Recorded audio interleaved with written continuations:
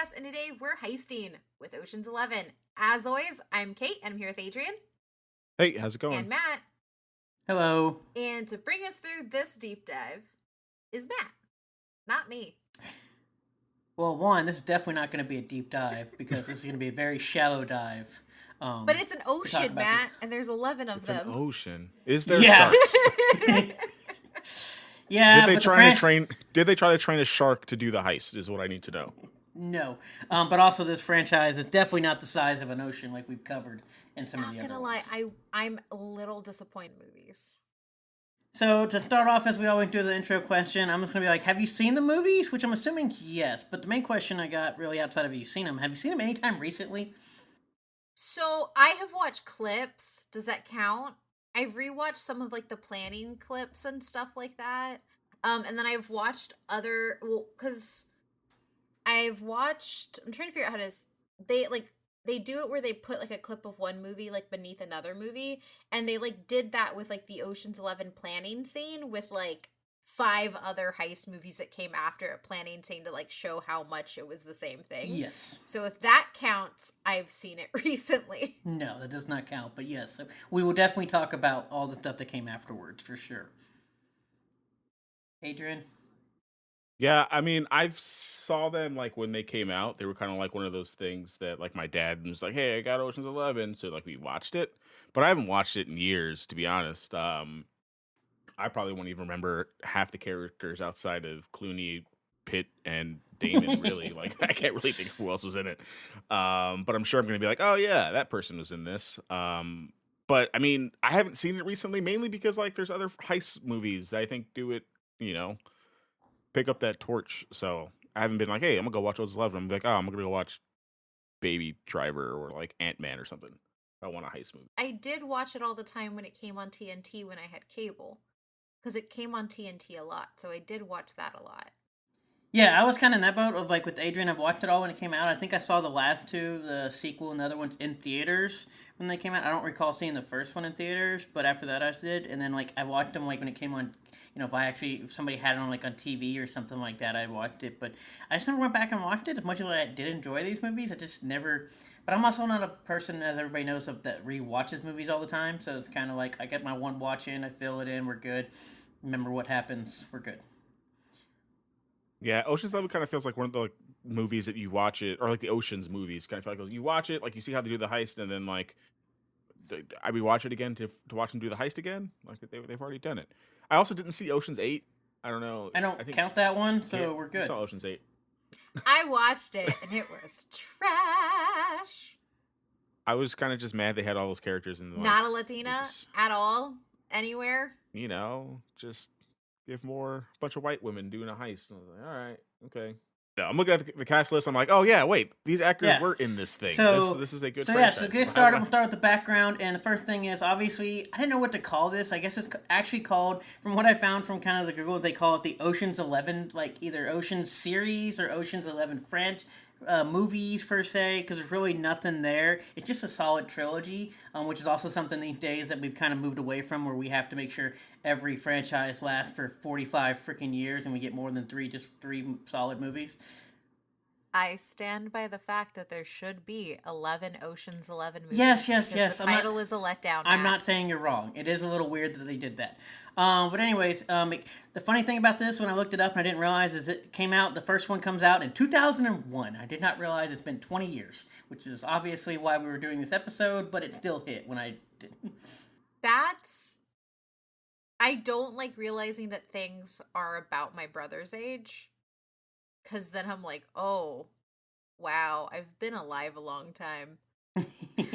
But I just think about it. Where was I in 2011? Like I'm in like elementary school, chilling, vibing out, watching Ocean's 11. At this point. But no, we do have. So basically, the trilogy. Wait, 2001 or 2011? 2001. Oh, Adrian said 2011. Oh, 2001. I was sorry. like, Yeah, I'm confused. And Matt, you were not in high school at 2001? Yes, I was. You're not that old. Yeah. 2000. In 2001? No, my bad. I had not started 2000. My bad. The year before. Sir! My bad. Man, I know you're older than I am, but I don't know my age. I was like, all right, no, that is correct. My bad. I'm still in middle school at this point. I got about another year before I go to high school. My bad. Having a Anyways, whole ass existential crisis whatever. over here now. Anyways, the series this ninth trilogy runs from 2001 to 2007. Obviously, there's 3 movies. Then we get this. Then 11 years later, they decided to do this spinoff in 2018, which I guess technically counts, but nobody cares about.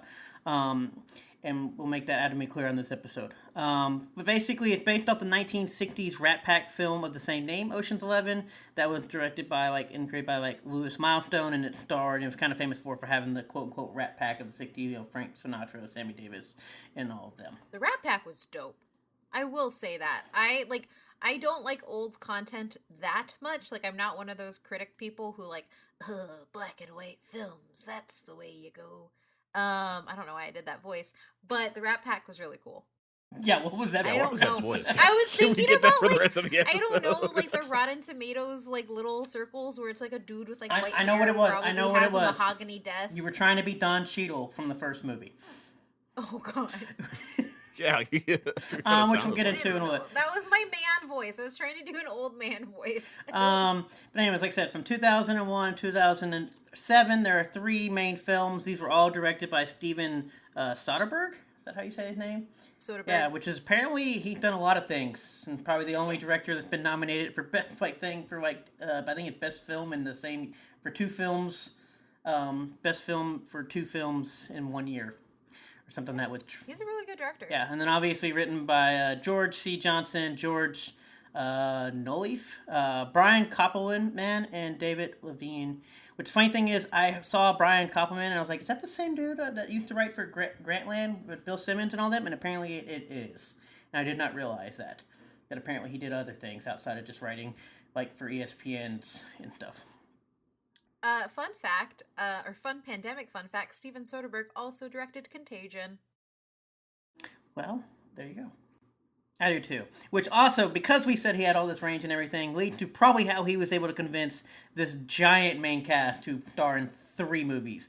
Which, I don't know about you all, and I'm not going to say it's the first time, probably not, because obviously we have the Rat Pack and everything, but this was one of the first times I remember in my life, obviously 2001 was a long, long time ago, that oh my gosh, I've never seen so many big name put into one movie. Yeah, this was definitely, this was the most ambitious crossover in history at the time. Yes. Which I'll kind of go over that with all the main cast, and these were all the people that kind of were basically in all the movies, except one, which I'll get to. And obviously we have George Clooney playing Danny Ocean, the leader person. Matt Damon playing Linus Caldwell. Brad Pitt playing Rusty Bryan. What a name. Don Cheadle playing Bashir Tarr. Bernie Mac playing Frank Catton. Andy Garcia. Terry Benedict. Casey Affleck playing Virgil Malloy. And then Scott Caan playing Turk Malloy. Elliot Gould playing Ruben. Shabo Quinn plays the amazing Yin. Eddie Jemison plays Livingston Dell. And then we have Carl Reiner plays Saul Bloom. Scott Schwartz plays Bruiser. Jeremy Winthrop plays Denny Shields. And then obviously we have Julia Roberts playing Tess Ocean, who actually apparently only appears in the first 2, which I actually did not remember that she apparently does not show up into the last one. They get divorced, don't they? I don't remember. I thought the whole thing was them being divorced and back together. That was the whole shtick. Oh. Those were obviously the main cast, and then I'll talk a few of the notable ones that are in multiple movies or just kind of show up. You have Eddie Lizard playing Roman, Vincent Cassel playing the Night Fox, Bruce Willis playing Bruce Willis, and then Catherine Zeta-Jones playing Isabel. Which, obviously, that's not even everybody. That's just all the big names that I just grabbed, so that way I didn't spend a whole hour reading names. Yeah, it's a cast, man.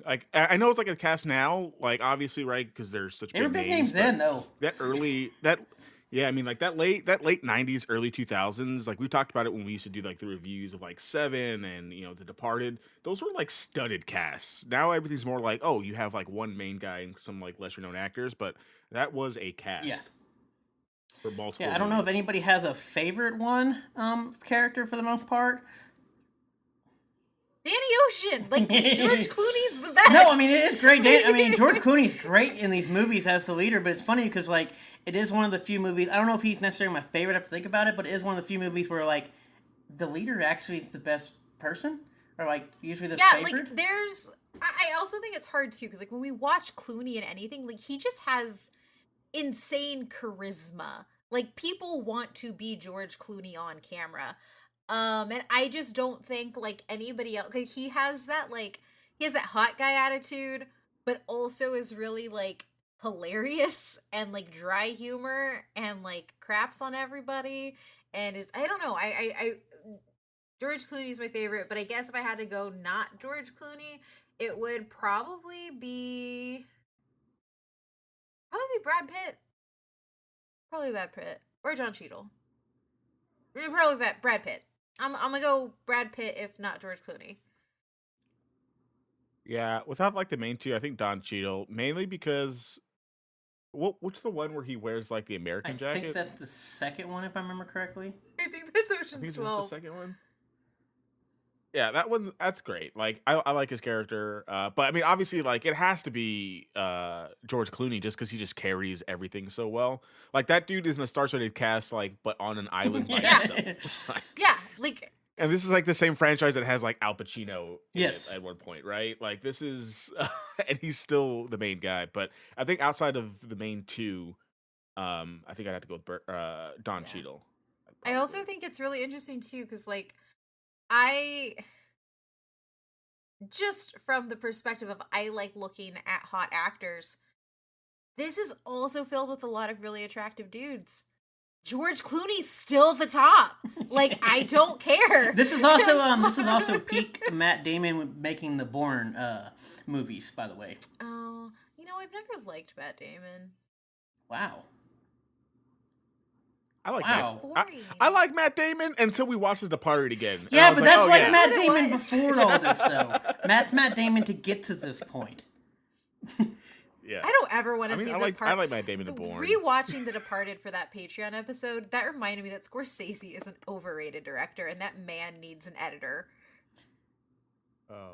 But I will say, just like I'm, I haven't thought a lot about Ocean's 11, and I didn't think that I remembered a lot. But seeing these names next to each other, I am remembering how well all of the actors, like this ensemble cast, worked and played off of each other. Yes. And I think that that's like the problem that you end up with, like when you have a film that has too many characters, it always feels like too many characters if they don't work well together and if they don't have good chemistry. Whereas Ocean's 11 has this gigantic main cast and they all work well together. It's also one of those which we kind of, I mean, fun fact, they all kind of took like pay cuts to be able to get in here, by the way. Obviously. That's amazing. And I want who convinced them? Like, did don't- George Clooney just be like, "Hey guys, I just want to make a movie with my Well, the bros." funny thing apparently that's been the running joke for this was apparently George Clooney sent a $20 bill with the script to Julia Roberts with the joke of like, I heard you made 20 from Erin Brockovich when she made $20 million. Do it.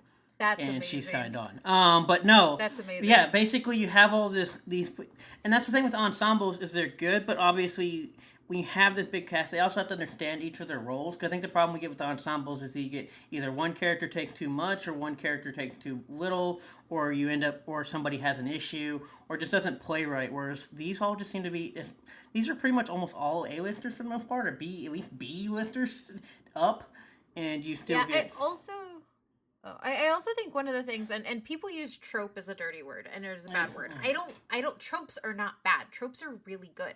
And when characters are built around a trope and they know how to play to that trope and that strength, you end up with a cohesive cast that knows where they are. And I think that that's something that this really nails and kind of establishes for everybody else too. Yeah. But yeah, so kind of moving on from the cast, we can kind of go to the movie ratings. And the funny thing looking this up is obviously these are not like the super highly rated movies that we think they are. They're just beloved by everybody, and they actually do a lot more than what they're rated for. So we have Ocean's 11 in 2001. It's actually rated 83 on Rotten Tomatoes, 7.7 IMDb, 74 on Metacritic. That's the peak, apparently. And then you have Ocean 12, 2004, 54 on Rotten Tomatoes, 6.5 IMDb, 58 Metacritic. Ocean 13, 2007, 69 Rotten Tomatoes, 6.9 IMDb, 62 Metacritic. And then I will throw in Ocean's 8, apparently 2018, who apparently did get a 69 Rotten Tomatoes, 6.9 IMDb, and 61 Metacritic. These aren't high scores, but they're consistent. This was a consistent franchise, and I think that that's something that we should call out Because how many times have we done a franchise on this podcast? And it's like 80, 50, 10. Well, what also we get from here too, what people seem to forget and don't know, the first one is a giant heist. The first one we know is straight heist film. The second ones involve heist, but they involve a lot more of like, what if we just go steal? I want my wife back, or what if we want like to get my friend back, or we get a lot of weird like. What if I steal her heart instead of? Yeah, what if I, we get a lot of this weird creativity. And even the director, Steven, or whatever, talked about like basically Ocean 12 is his favorite film because he was allowed to use these characters and be creative and add more like kind of stakes, but just kind of more than just getting the money. Look, I would let George Clooney steal my heart. I'm sorry, Matt, but I would let that man heist my heart. It's okay. I'd let him heist your heart too. I wouldn't even be mad about it. I just didn't really know what to say there. There's a lot of ways I could go. I thought you were gonna. I was hoping you were gonna wheel us back in. But I was gonna try, but I think just when it goes to thirst stuff, I just can't. It wasn't That's a train thirst. you just can't stop. It was a joke about him stealing hearts instead of money, because he's a caring man. But no, we do get like they do gentle. get a lot more like creative in the later movies, in the sequels, which some people it doesn't hit for everybody. They end up trying just like the whole point just to screw over Vincent Castle's character more than anything else. Like it's not just we're stealing money to leave to go live rich. It's let's just have fun with this, which obviously ends up being a hit or miss depending on who you are. Vincent Castle is the actor that I never remember until I see him, and then I remember him. I'm a fan. Which was more thing. I'm a fan too, but I'm just saying, like I never remember him until I see his face, and I'm like, oh, you did all those things. Yes. But yeah, no. So then obviously despite all of whatever rating things, they did win some awards.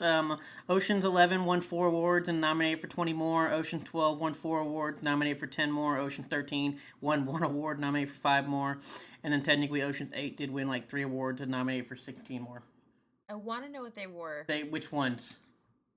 For Ocean's 8. They were a lot of the there were a lot of the women ones. That's all it was. Okay. I was like, because they better not have been costuming, because they went to the Met Gala in freaking standard ass dresses. I think they would have stood out for not being dressed up like the rest of the people at the Met Gala. It makes me sad. So the main thing I got from that was basically everybody likes Rihanna. And so she got awards. That's fair. That's basically what I got from reading those. Like, oh wow, this is not clicking. It's like Rihanna. I was like, oh okay, I understand. People like Rihanna. But to be fair, Rihanna's character was actually the best. Rihanna and Cate Blanchett, but that's because Cate Blanchett can literally do nothing wrong. Yeah. So does anybody have anything before we kind of get into these but why those? I don't think so. All right, so getting into the but why those, there's actually, it's weird because I don't have a lot here, but I do have at least some so we can see where we go. And obviously I start with successful franchise. It's only 3, I say this because it's only 3 movies and then technically a spinoff like 11 years later, despite not being super highly rated within, I guess, critics, even though the first one is kind of like revered. It still won quite a bit of awards, as we said, 12 awards, 51 nomination. It's technically the 56th highest grossing franchise worldwide. It made $1.42 billion, and this is despite not only just 4 films, but the 4th film being the lowest box office money, despite being all the 2018 inflation we get, which is also probably says about how bad that movie bombed at the box office, that it couldn't beat. As of I said also released before kind of like the takeover of inflation box office money.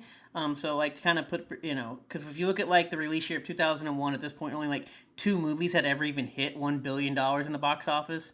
Harry Potter that year would be like the number 3 movie. Now there's 47 movies. And so you're like, oh wow. And then, of these 47, only 3 of them were made before 2001 or before, with Jurassic Park's being weird of it got to $1 billion of a re-release in like 2018 or some shit. But, it's just kind of like it makes a lot of money, but just it doesn't look like a lot when we compare it to nowadays because of how much inflation and box office has kind of been overvalued due to inflation. What? Really quickly, on the note of movies before 2001 that made over a billion. I just want to know that if you're listening right now, did your parents take you to see Titanic as a Mine child? did. Because mine did too. Yours did too, Adrian? Yeah. So if you're Yeah. listening, tell us if your parents took you to see Titanic for whatever reason because they knew how that was going to end. Like, I would just like to know why. Why? Titanic is by far Why? the greatest movie mystery when you look at just pure data of box office that I've ever seen from all the episodes we've done of 177 and how much I spend time doing it. I could do a whole episode on just talking about why Titanic, what happened with Titanic in I mean, we 1997. probably should do a Titanic episode, but also, neither of my parents like any genre that has anything remotely to do with Titanic. So I still don't understand how I ended up there. But we were there in an entire row with my tias and everything. It is fascinating. For those of you who don't know, Titanic is still the third highest grossing movie ever, in which it is also from 1997, in which basically the top 10 consists of every movie after 2015. That's about how much it is. It kind of puts a perspective of kind of like Tuna 2. It was the fifth highest grossing movie in 2001, and it made $450.7 million. To put that, like I said, perspective of 2019, the last year real year we have movies, the fifth place movie made $1.12 billion. So a difference of like 600 million, and yet they both finished the same place. And that's basically how we see movies. Which is why box Yeah. office money doesn't mean that much these days. Yeah. I wish there was like a site that would like compare like Oceans to other heist movies so we can see kind of like where it falls in terms of like how much money it made. I That'd will be really say, cool. depending on how you count it, R.I.P. Box Office yeah. Mojo.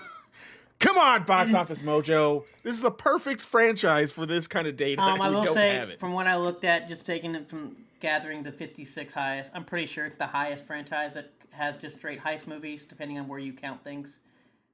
Also, if we had Box Office Mojo, we could see where it stacked up against things with ocean in the name of the movie. Oh my gosh. Yeah. Or stacked up against, these actors' other movies to see who peaked at Ocean's 11. To be honest, I don't know if any of them actually. Maybe Andy Garcia. That's about the only one I can think of. No, don't put that on Andy. No, that man is a character actor. He was Stanley Tucci before Stanley Tucci. You leave that man out of this. That's the only one I can think of. Yeah. No. Eddie Jimson plays the same character in all the movies, so I don't know if that matters. I don't even Look know. up the. Oh, is that Just look the him loud... up, and you will gladly. Once you see him, you're gonna be like, oh yeah, he plays the same character. Oh, yeah. So I don't know if that's. I never like his character. It's the same character in every single movie. It's squeaky character. Yes, he is. Anyway, keep going. Okay, Like which kind of gets into the next, but why though? Outside of that, is kind of heist movies. We've kind of been bringing it around. We talked about it for the most part, but by 2001, heist movies have kind of begun to slow and kind of dwindle down. Because as we get to the end of like the 90s, we have this like cinematic criminal crime wave kind of like of movies where you get like every movie in the 90s, which we've looked at some of the franchises, some crime, some like high dealing things, and it's also just like very action packed per se. They call them Violet and Bleak, and then but this whole thing was kind of dying down by the end of the 90s, and so like you go from having like Casino, Fargo, Heat in the early to mid 90s, even technically Out of Sight was a big one that George Clooney talks about when they go to make this movie, to basically Get Carter, Heist, Jackie Brown, the big hit, who all kind of like don't do well at all at the end of that. And even I think you get like the Big Score, I think, or something like that, is also I think releases this year with Robert De Niro, that doesn't do well. And so they all just do terribly, and so they're kind of like it's all dying down. So it kind of this movie kind of comes out and kind of changes the whole landscape of what heist movies were. First of all, you get this large ensemble type cast, which, like I said, for us, this was like the first time I've seen this many like quote unquote A listers to B plus listers all in one movie. Not saying how all these movies are, but you start getting more of these, especially in heist movies. You may I feel like this kind of sets the standard because like when you think about heist movies that we get now or like going after too, because you have like Now You See Me, Triple Frontier, even like you get these giant casts. Well, I think you have to have a big cast for this movie because you're basing it off of like the movie that had the yes, Rat Pack in absolutely. it. Like, you Yeah. know, you kind of have to have a big ensemble cast or it just doesn't work. And a big ensemble cast of like really good Yeah, B which list obviously, like I said, actors. so not only do we get this ensemble cast, we also, as we mentioned, the Rat Pack, which also kind of lead to eventually remakes and adaptations of like more movies, which we'll kind of get into, kind of a few of these where they start remaking old heist movies. You also get Yeah. like it moves away from this violence, bleak, gritty type movies that we saw to this more like quote unquote smart, jokey, lighter tone movies for a heist. Does Smokin' Aces count as a heist movie? I don't know because the definition of heist movie kind of varies depending on how you want to count it, which we'll kind of see in a second. And also, the main thing you get from this too, what we see a lot is a lot of them end up with the goal of the movie is everybody. The movie is supposed to be smarter than the audience, and the audience is supposed to be able to keep up with what is all happening, which we see a lot in this movie, and we get a lot more later. And that's probably one of the biggest things we see, which is kind of part of that whole smart part. Um, which we can get into kind of like, as we said, leads the way for these new movies, which Kate and Adrian kind of mentioned some of, like The Perfect Score, which, by the way, has Scarlett Johansson and, what's his name, Captain America in here, Chris Evans. I forgot about that movie. Yep, we have the first actual That's the one Avenger where they game. steal tests, Yes, right? they steal SAT scores. Yeah. The Art of the Steal, Yeah. which is Kirk Russell, which is also another comedy movie. You have Going in Style, as Kate mentioned. Now You See Me, Masterminds, which is the one with Galifianakis and his post what's it called, Hangover stuff. As we mentioned, we had some of these remake bangs and comeback adaptations with Fun with Dick and Jane, Pink Panther, The Italian Jobs, The Lady Killers. The Italian Jobs is a remake that I think we need. Not more Italian Job. I would take more Italian Jobs. Yes. But like that was the perfect like confluence of remake and like stellar cast. Yes, I Like really it like just the new Italian Job. worked. It's great. Um, you I get a wanted young their Ed triple. Norton in that one, which eventually gets all the way down to the point of the style keeps going on, which we get to eventually, as Adrian mentioned at the top of the show, of Ant-Man, where we get even Marvel movies have turned now into this kind of whole heist thing and a kind That's of a the lighter reason tone. that movie is good because it's a heist movie. Yes. So we get all these movies, whether they're adaptations, remakes, and everything else, but it actually becomes such the norm for heist movies that all of a sudden what used to become normal, like this whole like reverse cycle back in the 90s, we actually get success to other movies that use sort of some of the stuff, but then they kind of use maybe more the violence or the gritty part. And then that's where we get like The Town, Inside Man, Hell or High Water, and as Kate has meant, Drive, technically, which is a heist movie, by the way. And then Triple Frontier, just to make Kate happy. You get big name, but then it's also more of like action than packed. Yeah, no, I'm talking about Triple Frontier because that cast is good and it was a Netflix movie, guys. And if you haven't seen Triple Frontier, I really think you should. You get Oscar Isaac and Pedro Pascal talking Spanish to each other to make jokes about the white dudes around them. It's actually really cool. You have Ben Affleck.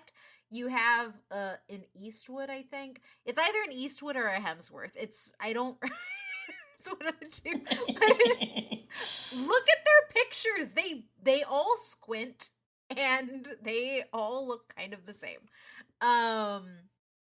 But yeah, no, Triple Frontier I actually really like because you have the big star power cast, you have the assembly of a team, and then it goes into like really deep like, oh, people leave the military messed up and now they're using these things because they think they deserve the money, and oh god, what's happening.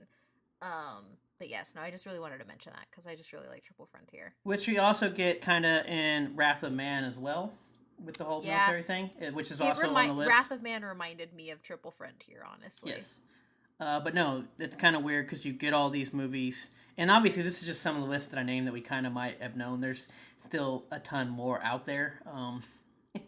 As we mentioned, I don't know if y'all had any other favorites going from here, but Does Baby Driver? So is it Baby count Drive? as a I heist have movie, right? Drive on here. I couldn't remember. Drive Drive They're and Baby different Driver are movies. different movies. Drive has Ryan Gosling. Yeah. Drive is a heist movie. Yes. I think Baby Driver's built like I a didn't heist see it movie. on the technically the quick Yeah. lift I looked, but also like It's kind of built that way. Like there's height. There, I mean, there's like planning and Well, stuff. that's also I don't know. why I asked about Smoking Aces, because Smoking Aces. well, that's what I said kind of- because like when it came to the heist movie, it's weird because you do kind of have this weird new genre of like, is it more of an action flick that happens to have Yeah. a crime, or is it a crime movie that may have some Yeah. action? Yeah. No, That's I why. think that's a So that's kind of been the weird like thing because obviously when you look at like The Town or even Inside Man or Hell or High Water, especially, you get more of this other types of movies which are completely different than say Fun with Dick and Jane. Yeah, I guess it's not technically a heist because like they're trying to do it to them get away. Like this dude's like literally a getaway driver.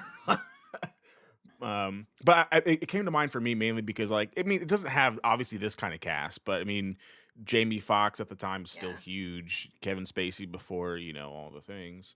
Yeah, it's Yeah. good cast there. I think the only thing I can think of when it comes to obviously not heist movie, but when it comes to like big ensemble casts that we've seen, the only other thing I can think of really is like Knives Out in like the Yeah. last Yeah. 10 years. It's been this big of a cast.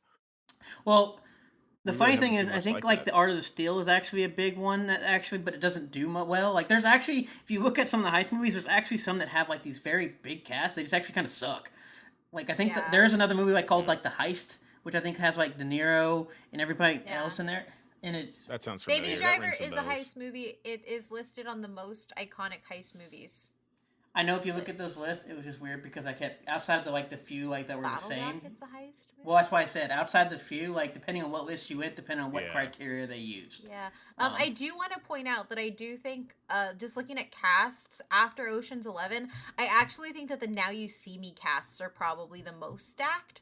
Because if you look Yeah, at that's a the sad cast. first one, you have Mark Ruffalo, Michael Caine, Morgan Freeman, Jesse Eisenberg, Woody Harrelson, the Franco brother, who isn't awful, and Amy Adams. I liked the first one. It wasn't that bad of a movie. I know that's not Amy Adams. That's Isla Fisher. Sorry, Whatever. because I do that. The second one I never actually saw because it kind of came and went so fast. Yeah, I never saw that one, but it has the same cast. Oh, I know it has returning the same with cast. with the addition of Daniel Radcliffe. He does Yeah. magic. That's funny. I also found looking through this by the way, there's also apparently a movie called Trust that stars Elijah Wood and Nicolas Cage.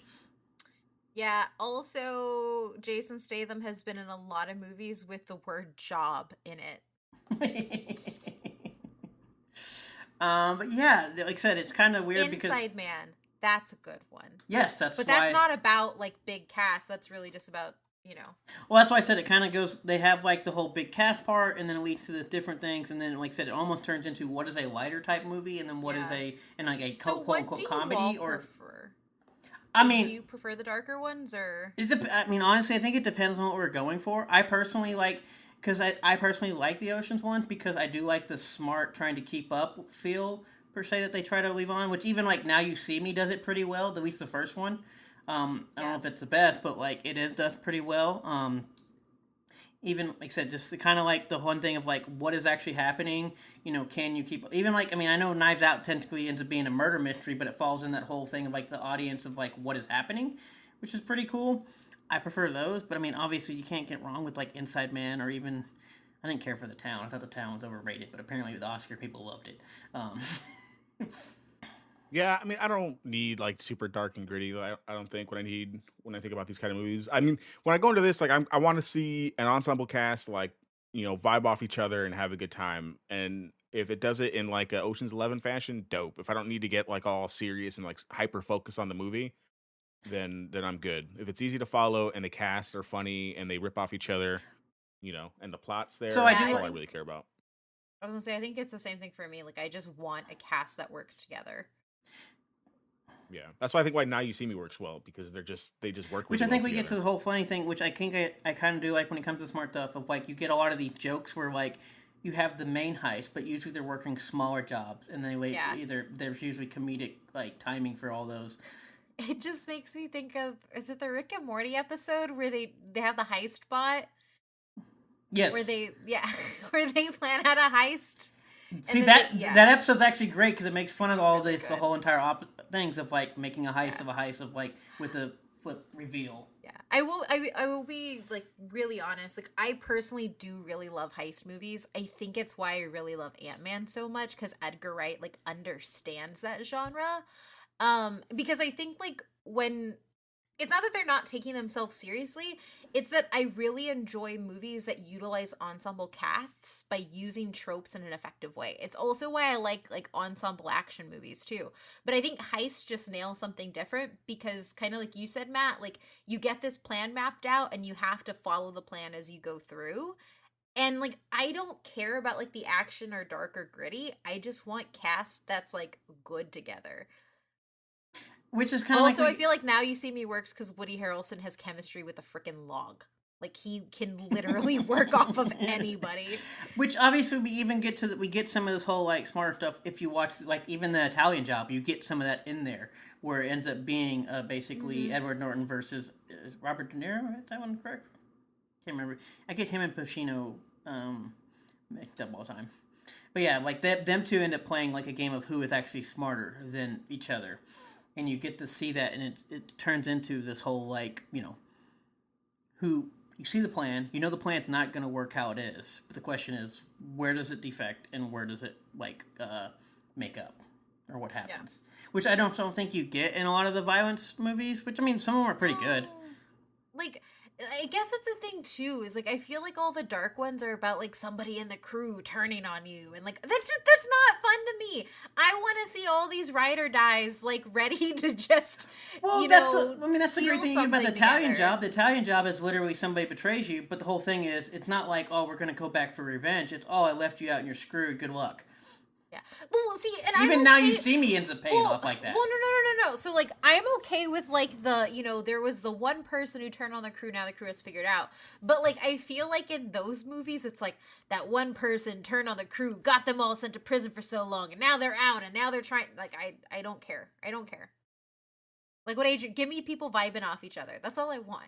It is funny, Like, by the way, because this whole Ocean's movie starts with George Clooney getting out of prison. yeah. George Clooney, though. He definitely doesn't look like he just got out of prison. That's for sure. Nope. It's that Floby. But yeah, obviously that's about all I have for this. Really, it's just kind of because it's a weird thing that kind of like it happened in a bubble per se, and it wasn't a lot. We don't get a lot more of it. Yeah. But I, it was just good what it did. That ended up, like I said, it ended up defining an entire genre for the moving yeah. forward. And I do want to say too, like I think the reason that Ocean's 8 doesn't work for me like as a film is that the cast that they got, it very much felt like they needed to check off boxes for things. And so when you actually get them all together, like they don't work well together. Like each of them works well on their own. And like Kate Blanchett and Anne Hathaway, like they can pretty much act with anything, and so that's really good. Sandra Bullock's fun by herself, but she kind of sucks everything out of the room in a different way. And I love her. I love Sandy to death. But like it kind of like nobody else kind of like has that command at the same time, like when they're all together. And so like I think that that's why Ocean's 8 doesn't work. Like the heist was too simple. There wasn't a lot of like pieces that go into it, and you missed a lot of that chemistry that made the Ocean's movies good. You don't And get the I high think that that stakes was that the you get in the problem. other ones. Exactly. It's a stand, and then they go to the Met Gala and they're wearing freaking like standard dresses. Like the Met Gala is insane. Like Rihanna, honey, you've been to the Met Gala before. Why did you not tell costuming to do something bigger?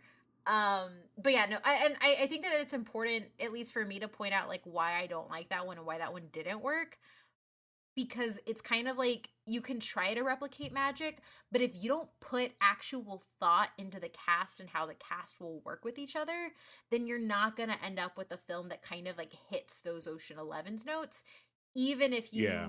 Even if it's just an ensemble cast pulled together for a heist, like you actually have to get cast members that work well together. Yeah, it seemed to me like even when I saw the trailer, it seemed like who is the biggest actors of 2017 or actresses in 2017? Let's all put them in the movie and like hope they vibe Yeah. off each other. But I think when I look at it, I think they're not that the actors are too big, but I think you're right when you talk about like you put Sandra Bullock in a movie and you expect like Mindy to to hang with Sandra Bullock. Like it's No, just not going to and happen. they have And I think the other cast was diverse, as in like they were actually yeah more diverse, but their personalities and stuff were just yeah. meshed better. And And, these, and I think things. I it's don't know. also, I think what also for me about this cast is it felt like a lot of the personalities were manufactured. Like I didn't, whereas like the Ocean's 11 cast, like those felt like like I could see all those guys out of character, hanging out and talking the way that they were talking in character.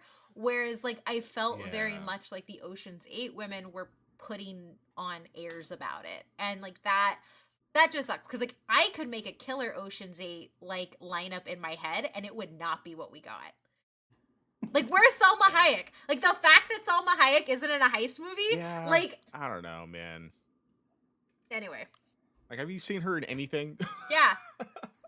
Anyway, yeah, but I do think that that's important because you can't just, because we talked a lot about how we like these ensemble casts, and I think that there are a lot of examples as to why you can't just choose big names and put them together. You actually have to have people who want to work together and work well together, because I So, think you see the same thing happen with Statham movies when he's with people that don't work with him that well, because Statham is really Yeah. dry and witty and good and humorous if he's with people who can match that energy. Otherwise, he's just kind of like a wet towel. which is why ensembles I think get the highest praise, but they also get like the biggest risk because it is like a high risk, high reward. Yeah. But also we get to the point of which the main thing for me when it comes to ensemble, you have to have, and I know you talk about like chemistry and everything else. For me, like it has to be like the level of like everybody has to be able to act at the same level to Yeah. fall in place. Like George Clooney and Brad Pitt fall on the same level. Even with Matt Damon, Yeah. fall on the same level. Don Cheadle fall on the same level. It's when you get this weird like, like if you put some when you get like the weird ones like when Robert Downey Jr. played with some other people that like in some of those later movies when he was after Yeah. Iron Man, like cool, but it just doesn't fit because the level of the I biggest know probably Rihanna's example. the one. I know Rihanna's the one that got the awards, but she's a singer. She's not. No, She's no. not Kate Blanchett. Like, Probably the biggest one we think of is like even Solo we got like a few years ago when they tried yeah, this out, Solo's where a really like good example. everybody around the main character was way better actress than the main character, Yeah, and so the whole ensemble that's- falls apart. that's and actually really fair. And I think that's what you get the ensemble for me, like where they work or not, is what is the talent of your ensemble cast, and they all have to match. You cannot have a super weak link, or you can, but they have to be like the least cared about character. Rogue One is a heist movie, also phenomenal extended cast, and they all can act their asses off. Every single one of that cast does a good job. Well, the thing is, they don't all have to be like great actors. They just all have to be on the same level. Well, no, that's the thing. They have to hold their own in scenes, and like I always feel bad when I write that in a review, like, oh, this person was a scene stealer. And it's not that they don't deserve to shine, but it's the fact that if you have your lead, I guess for Solo as an example, which is also a heist movie. They steal gas. Do we care? It's still a heist movie. I mean, it's 2021, Yeah. so I think Okay, I think that's fair. Did they put it in plastic bags though? Yeah, my bad. Yeah. But you have to have a linchpin. Like you have to have a good ensemble, and people can be scene stealers. But when the scene is being stolen from your main character, that's when it gets into like that territory of like these people aren't vibing well with each other. Like in Solo, I actually preferred watching Emilia Clarke with Woody Harrelson's character because that worked better for me because they were kind of on the same wavelength. And Is Inception a heist Technically, movie? I think technically, once it And that's also a movie Yeah. that took also And they a all stellar work cast. and Does it that works count? great. Like I said, because they're all on the same level. Yeah. once again, ensembles they will throw you to the peak of the top of the mountaintop. The problem is if you miss, you're going off the other end and they're falling all the way down Yeah. because it's hit or miss with ensembles. It's hard for me too because like when you look at this cast, like I'm sorry, like Aquafina and Rihanna, and I think Mindy can hold her own, but like Aquafina and Rihanna, I don't think that they hold their own with like Sarah Paulson, Kate Blanchett, Anne Hathaway, and Sandra Bullock. No. Like they don't. Like and I don't know if it's just because like I want to build my own Ocean's 8 cast because what makes me mad is an Look, all-female heist movie can be great. That movie was just not, and now we're not going to get another one. Also, you're yeah, gonna I mean, have. like, did they not see Hitman's Bodyguard? Like, like, why didn't you put Salma Hayek in your movie after Well, Hitman's that's Bodyguard? Isn't she yes, getting like her no, sequel? she is like, getting her basically? sequel Like, though. I'm so excited. yeah, that's what I'm saying. Like, you could have just put Salma Hayek in it, and it would have been probably infinitely better, just because she can hold her own against those Yeah. other actresses. Like, I would definitely keep Anne Hathaway and Sandra Bullock in a heist movie because I think they just work. I would put Selma Hayek and I would put Maya Rudolph. Maya Rudolph would be dope in a heist movie. Yeah, I don't know. I'm gonna fan cast my own Ocean's 8. I'm still really hurt and left down by it, but anyway. More heist movies. Like, just in general, I do want more heist movies. I miss them. I like them. I think the problem we get is kind of like what we got with like kind of how we started this thing to get to heist movies is you get basically the same that it wears out audiences, which is kind of what we got towards the end, which kind of brings back full circle if we go to like from what I was reading of seeing like Widows was supposed to take up this new torch of doing that, and then and even like Ocean's 8 or whatever, they both just bombed so bad. Widows actually is critically acclaimed, but just nobody saw the damn movie. And then obviously, Widows was phenomenal. Ocean's 8 just bombs across the board. Like I said, despite inflation, it doesn't make more than even the third movie worldwide, and that had 11-year inflation jump. Yeah, trade out Aquafina for Ming Nong Wen, and give me Mulan in there. Let her kick people in the face. Oh God, it could have been different. We could have done a lot of stuff. Anything else before we get to fun facts? No, I did want to mention one of my favorite heists in like pop culture that's like more like meme is definitely like the Futurama heist. Remember the Futurama heist when they're on Yes. Mars and they rob like great. the casino? Which Basically Ocean's. yeah, which but I in mean, I think Futurama. we get a lot of those in a lot of animation. It's definitely, like I said, we had the Rick and Morty, Futurama. I think Family Guy does a few of them, if I remember correctly. Yeah, they do a few. It definitely becomes a very popular thing. All right, Kate, anything for fun facts? No. Okay, so some fun facts. Obviously, there's still no plans for a fourth movie, or technically a fifth movie, but technically a fourth movie. Basically, from what I've gathered, obviously, the main thing is Bernie Mac sadly dying. Basically, hurt a lot of people's interest in trying to come back to make it. Obviously, along with this interest among the cast. Topher Grace makes an appearance in the first two movies as himself, which is great if you remember those, as he's basically Brad Pitt's like protege. In the first movie, and then the second one does his thing. And he was actually scheduled to make an appearance in the third one, but Spider-Man 3 reshoots caused him to miss that cameo. But it is funny watching him make those weird cameos in that movie. Which we kind of also get like Bruce Willis, who makes a cameo as himself in the movies as well. He was actually originally set to play Danny Ocean, and eventually just ended up making cameos. He was supposed to make cameos in both of them, but then he only couldn't make it, so he makes in the second one. But another person where they throw in these cameos, kind of like we get with the Julia Roberts, where they tell Tess to basically play Julia Roberts, who is Julia Roberts, which is kind of funny of what we get there. Luke and Owen Wilson were supposed to play the Malloy brothers, but they chose to do the Royal Tenenbaums movie instead. So that how we kind of ended up with. There actually was a few other brothers, but eventually people just had issues, and so that's how they ended up with Casey Affleck and Scott Caan. Danny Glover was actually supposed to be in that thing instead of Bernie Mac, but he also dropped to play in the Royal Tenenbaums. And so that's how we get up with Bernie Mac. George Clooney actually doesn't care for the original movie, and it kind of became a joke because everyone would always ask him about it, and he would tell him how much he loved it, blah blah blah, and he'd always respond with, "Have you ever seen the movie?" Basically, it's all everybody saw was, it had the Rat Pack, it's amazing, and apparently he realized nobody actually saw the movie, they just liked the Rat Pack. Yeah, I watched a trailer. It doesn't It look didn't that look good. that good. I think I tried to watch it back in the day, and I was like, this isn't that good. Sorry. Which, Yeah. speaking of which, not kind of like we talked about the black and white of the original one and everything, apparently they tried to do this, it was originally supposed to be done in black and white, kind of to, homage. It was too expensive, and they're like, no, we're not going to do that. Which is kind of interesting when you think about it. Putting something in black and white was actually more expensive than color. Vincent Castle, the Night Fox guy, is actually a practitioner of the Brazilian capoeira martial arts.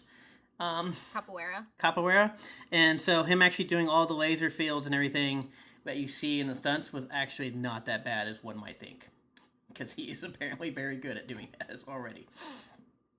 It's funny. Along the same lines, the amazing Yen, Shabu Quinn, they actually found him through his work with the Peking or Peking acrobats. And essentially, they found him. They kind of bought him out. He came and played the movies, and then he kind of went right back to being an acrobat.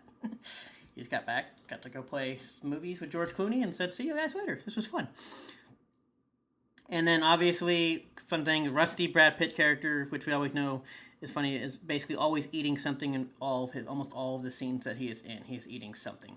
And it kind of, such a gag that basically when they in Ocean's the second one, he ends up eating like 40 shrimp, just waiting to keep it in reshoots in the introduction of Tess. Yeah. I yeah, I don't know if I want. Yeah, I mean, I'm trying to think of like if they did it again, like would I want it without Bernie Mac? But I think Danny Glover's a good Yeah. choice.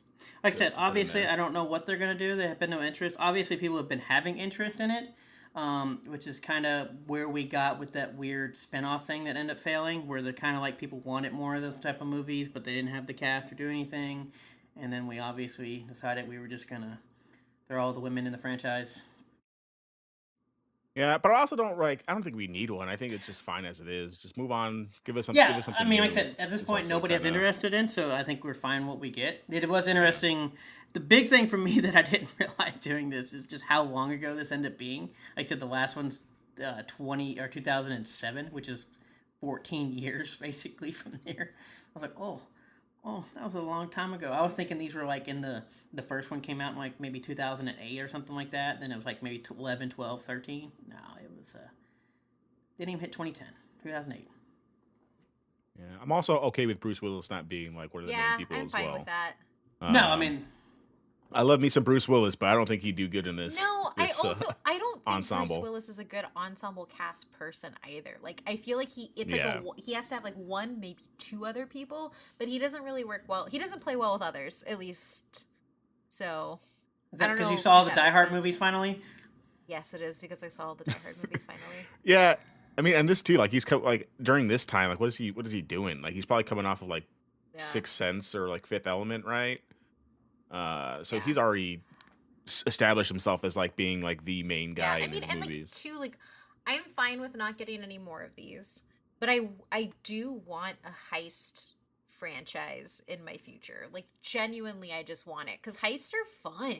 Yeah, Like I just enjoy them overall, and I think that they're like, especially now that we're getting so many unknown actors and more expansive casts, and not expensive casts, but like there there are more actors working now, there are more diverse actors now getting the spotlight. I think that you could really make a stellar heist movie now using actors from all different like sets and like different franchises and stuff. And I don't know, it just seems fun. I also feel like we've just moved away from like the ensemble action movies and ensemble heist movies, and I just want like large ensemble like romps back.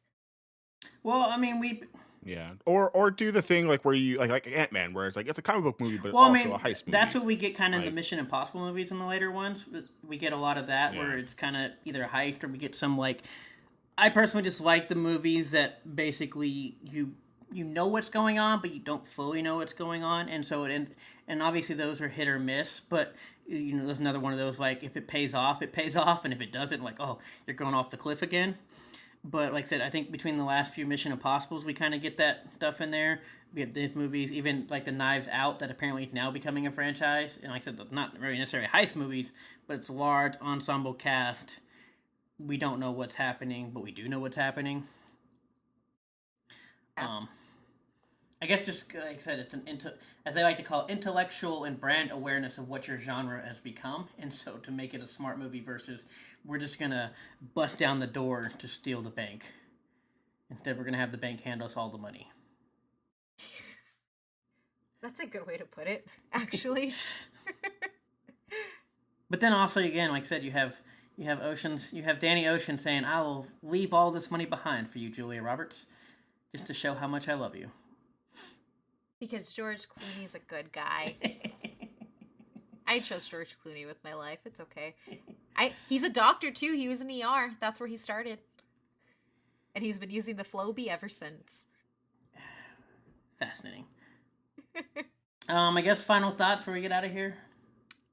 My final thought is that I want more heist movies. I want more heist movies. I want more, I would have taken more Oceans, not Ocean's 8. Don't give me that again. Please don't ever make that again. If you want to make a heist movie with women, do that. Just don't tie it to Oceans, and please make sure they have chemistry. But I think overall, like, I really like the bar that Oceans, the franchise, set for everything to meet, because it just works. And I want more of it. I really do. I don't know. I just want more large ensemble cast. It's why I liked Army of the Dead. Really, like Army of the Dead really lives in that stuff. It does count as a heist movie. It does show up there. Oh yeah, it is a heist movie. Yes, Army of the Dead was dope. Go watch it. It lives in those like really tropey things. It's great. I just didn't bring it up because technically I don't know when this podcast released versus when the release. Army of the Dead dropped today, so in movies, in theaters. Yeah, it's out on the 21st. Whatever. So. Anyways, that's why I didn't mention it. But yeah, technically that is another movie that counts as a heist movie of some sort. Which I think is what we're getting kind of with the blend now. They went from full comedy or jokey light tone to now we're going to add the violence back, but it'll be light tone violence. Why I shoot you. Adrian? Yeah, no, I think Oceans is like another one of those examples of a franchise or just like a genre that didn't do it first. Obviously, right, with like the Rat Pack back in the '60s, and you have other movies like Reservoir Dogs and things like that. But when I think about heist movies, my mind immediately goes to Oceans as being like the one to kick everything off. So I think that in of itself is why it matters so much, because that gives us other things like Now You See Me, it gives us other things like Ant-Man and things like that, and honestly, what I'm walking away from this is that the cast is perfect and the director is the same guy who did Magic Mike. And I think that is just the range that every actor should aspire to, or every director should aspire to have in their life. You're not wrong. And that was the one thing because I didn't really know the director. And then looking stuff up, like, wow, this guy did a lot of stuff. No, like I do hope we get heist movies. I enjoy them, but I do think they are sadly today trying to get pulled off.